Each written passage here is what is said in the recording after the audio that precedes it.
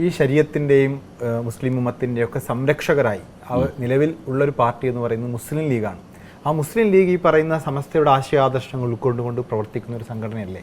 അങ്ങനെയാണ് അങ്ങനെയാണ് ആവേണ്ടത്. കാരണം പക്ഷേ മുസ്ലിം ലീഗിൽ പിന്നെ നേരത്തെ പറഞ്ഞ ജമാഅത്തുകാരൊക്കെ ഉണ്ട്, വഹാബികളൊക്കെ ഉണ്ട്. ജമാഅത്തുകാർ ഇല്ലെങ്കിൽ ജമാഅത്തിൻ്റെ പിന്തുണയൊക്കെ അവർ തേടാറുണ്ട് ചിലപ്പം.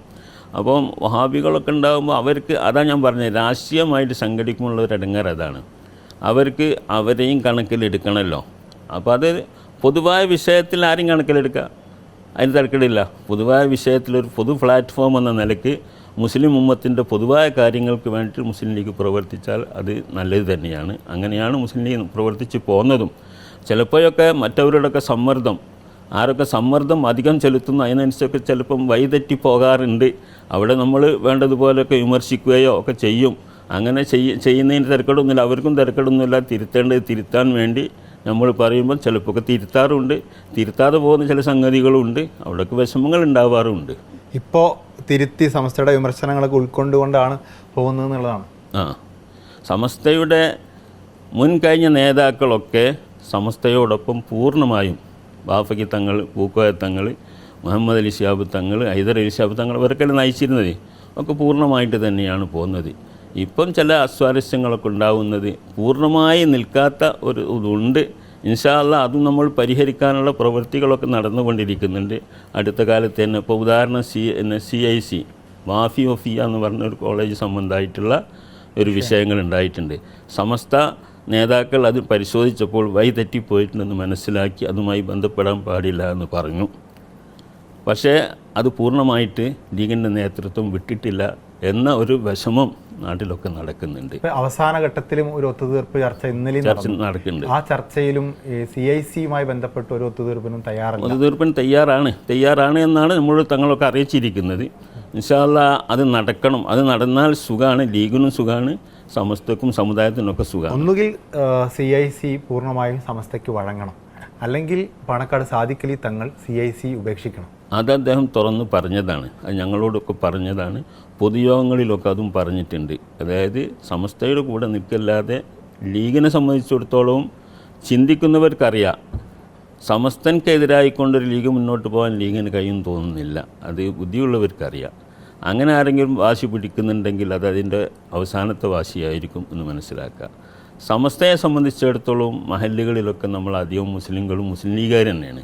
അതുകൊണ്ട് അതും നിലനിൽക്കണമെങ്കിൽ, നമ്മുടെ സ്ഥാപനങ്ങളൊക്കെ നിലനിൽക്കണമെങ്കിൽ നമ്മൾ യോജിച്ച് പോകണം. ആ യോജിപ്പിൻ്റെ മാർഗ്ഗമാണ് ഇതിൻ്റെ നേരായ മാർഗം. അതിലേക്ക് എല്ലാവരും വരണം എന്ന് തന്നെയാണ് നമ്മുടെ താല്പര്യം. CIC വിഷയത്തിൽ എന്താണ് നമ്മുടെ ഒരു ഇപ്പോൾ പരിഹരിക്കപ്പെടാത്തൊരു തർക്കമായി നിൽക്കുന്ന ഒരു ഒറ്റ ഫാക്ടർ? ഒന്നുമില്ല. അതായത് CIC വളർന്നത് സമസ്തയുടെ ആദർശത്തിലാണ്, സമസ്തയുടെ തണലിലാണ് സ്ഥാപനങ്ങളൊക്കെ ഉണ്ടായത്. ആ കാര്യത്തിലൊരു സംശയമില്ല.